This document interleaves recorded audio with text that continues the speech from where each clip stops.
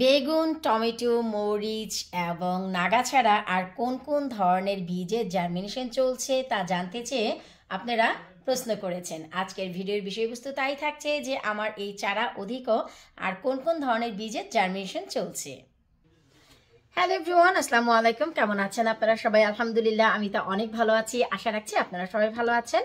তো আমার ঘরে অলরেডি দেখেছেন যে চারার কাজ চলছে, অনেক ধরনের বীজের চারা বের হয়েছে, যেমন কি প্রীতম বেগুন, green beauty, tomato, Frenchy tomato, Italian tomato, Shingnath বেগুন, অনেক ধরনের বেগুনের বীজের চারা বের হয়েছে। এর অধিকও আপনারা অনেকেই জানতে চেয়েছেন যে আপু এই সময়ে আর কোন কোন বীজের জার্মিনেশন আপনার চলছে।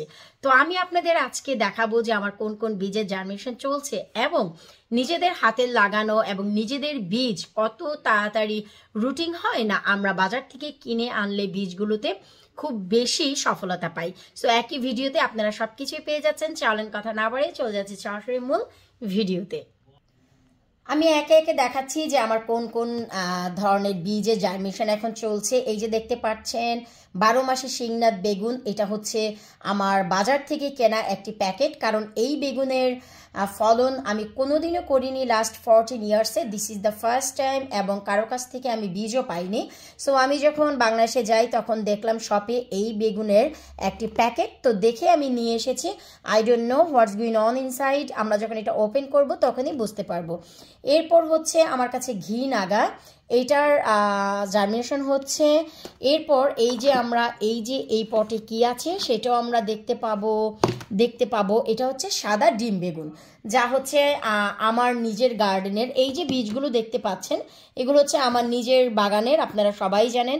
শুধু 12 মাসে শিংনাথ বেগুন এটা হচ্ছে কেনা। তো এখন চলেন আমরা একে একে সবগুলো প্যাক ওপেন করি আর দেখি যে কি অবস্থা। সবার শুরুতে আমরা এই যে বাইরে থেকে কেনা বীজ এটা আমরা ওপেন করি। 12 মাসে যে শিংনাথ বেগুন তার অবস্থা দেখি। এই যে দেখেন, এই হচ্ছে বেগুনের অবস্থা। আমি গত 9 দিন যাবৎ বেগুনের বীজগুলো জার্মিনেশনে রেখেছি রাইট ওয়েতে, একেবারে রাইট প্রসেসে, যা আমি অন্যান্য ভিডিওর ক্ষেত্রে অন্যান্য বীজ জার্মিনেশনের পদ্ধতি অবলম্বন করি। এই হচ্ছে বাহিরের কেনা বীজের প্রবলেম। আমি নিজেও জানি না যে কবে এর প্যাকেট যাচ্ছিল, বাজার যাচ্ছিল, কিন্তু বেগুনটি দেখে আমার মনে হলো যে এই বেগুনের ফলন এই বছর আমার করা দরকার, তাই আসলে আমি নিয়ে এসেছি। তো এই যে দেখেন এই অবস্থা। তারপরেও ট্রাই করে যাব, বীজ যেহেতু রাইট ওয়েতে আছে এবং অনেক বেশি থকথকা ভিজানা ডাম্প টিস্যু যেটাকে বলে সেটাতে আছে এবং বয়লারের রোমে আছে। So let's check what's happen. এই হচ্ছে, আর এই হচ্ছে ঘি নাগা। আমার কাছে এই ঘি নাগার একটি মাত্র মরিচ ছিল, যা থেকে আমি বীজ করে তারপরে লাগিয়েছি। এক পাশে হচ্ছে ঘি নাগা, আরেক পাশে হচ্ছে ক্যাপসিকাম ফায়ার বাস্কেট।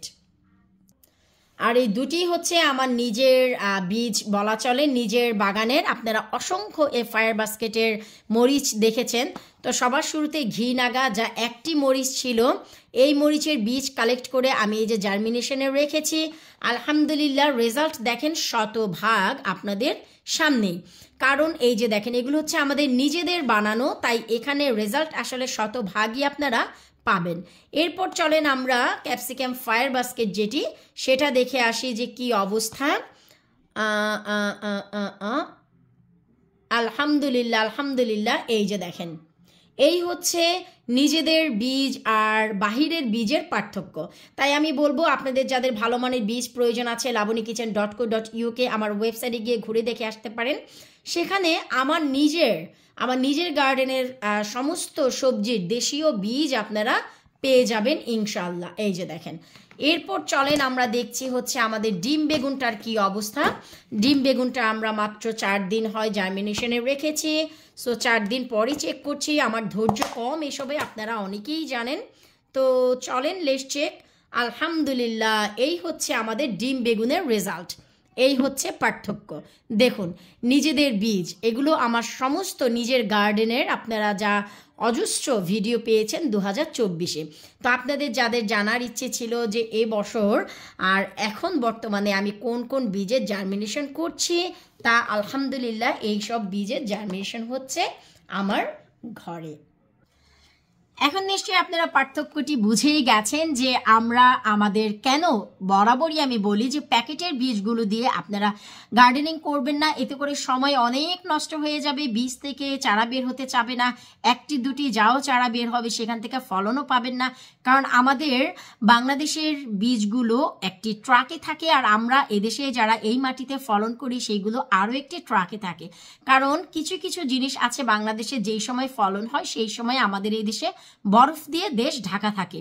তাই আপনারা একটি কাজ করবেন, বীজ এমন কালেক্ট করবেন যেটা কিনা এই বছর, আমাদের এই বছর না, এই দেশে এই সামারে, আমরা যেসব দেশে আছে ঠান্ডার দেশগুলোতে মাত্র 2 থেকে 3 মাস সামার বলা চলে। তো এই যে 3 মাস সময় সামার, এটা যেন নষ্ট না হয়। তাই বীজ আপনারা চেষ্টা করবেন labunikitchen.co.uk আমার ওয়েবসাইট থেকে নিতে, অথবা আপনাদের কাছের বন্ধুবান্ধব যারা 2024-এ গার্ডেনিং করেছে, সিড কালেক্ট করেছে তাদের কাছ থেকে, অথবা আশেপাশে বন্ধুবান্ধব যারা বীজ কালেক্ট করেছে নিজেদের সবজি থেকে, তাদের কাছ থেকে নেওয়ার চেষ্টা করবেন।